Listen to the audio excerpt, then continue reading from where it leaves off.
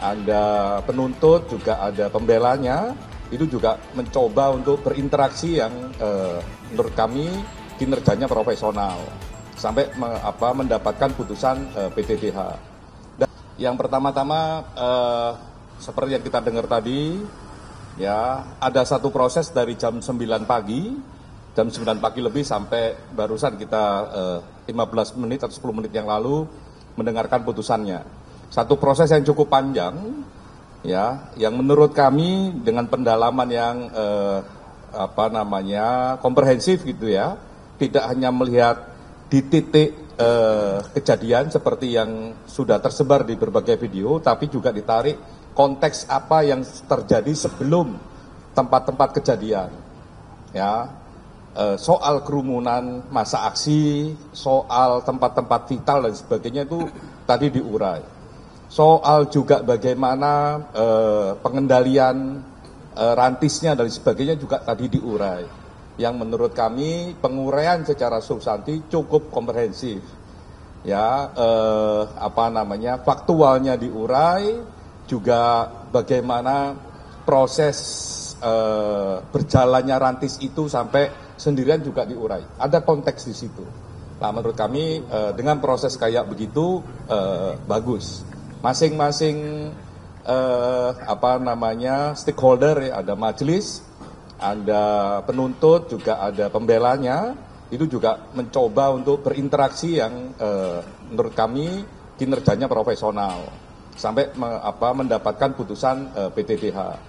Dan ini jadi sangat penting karena kami Kompolnas mendengarkan langsung apa yang disampaikan oleh keluarga korban kepada Pak Kapolri, kepada kami dan kepada Pak Kapolri secara langsung bagaimana keadilan, dan ini salah satu jawaban penting dalam proses itu. Ya, memang ini masih proses etik. Kemarin sudah diputusin gelarnya diteruskan kepada proses pidana. Itu yang pertama. Yang kedua yang nggak kalah penting adalah tadi dinyatakan terduga, ya, diputuskan PTDH, tapi masih mikir untuk apakah beliaunya banding ataukah tidak. Nah, kami menangkap dalam dua konteks seperti ini.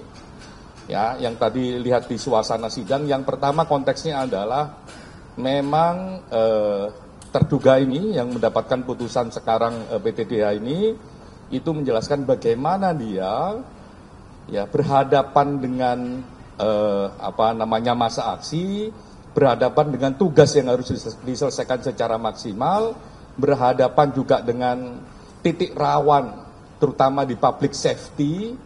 Ya, di satu sisi itu, ya, itu penting sekali bagi dia menjelaskan tadi. Yang kedua,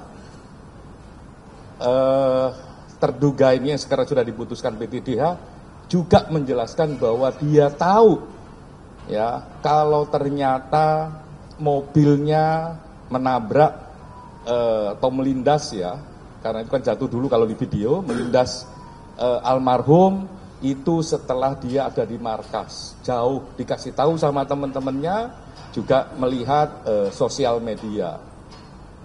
Dia sedih tadi. Yang kedua, ya, dia juga menyampaikan permintaan maaf kepada keluarga, bela sungkawa terhadap keluarga, ya, yang dia memang nggak ngira. Lah mungkin dua konteks itulah yang menjadikan dia memilih untuk berpikir dulu untuk menyatakan sikapnya. Dia akan berdiskusi dulu katanya tadi sama pihak keluarganya, sama istri dan keluarganya. Tadi dia mau berdiskusi itu, karena memang di sisi yang lain dia merasakan bagaimana tanggung jawab tugasnya, di sisi yang lain dia juga menyatakan kesedihannya, bela sungkawanya terhadap keluarga korban. Ya, permintaan maaf tadi sempat 2 kali gitu disampaikan, mohon maaf, bela sungkawa terhadap keluarga korban. Menurut kami ini sikap yang sangat baik gitu ya. Tinggal memang harus kita refleksikan bersama-sama. Kebebasan berekspresi memang dilindungi, tapi jangan dengan cara-cara yang tidak damai, dengan cara-cara yang kekerasan, dengan cara-cara yang anarkis. Tapi sekaligus kita memang berharap petugas-petugas kita semakin lama semakin profesional, semakin humanis dan sebagainya. Lah, terduga pelanggar ini sekarang PTDH, analisa kami memang sedang merenungkan itu. Ya, tindakan yang humanis, ya, dan sebagainya, sehingga dia memilih waktu untuk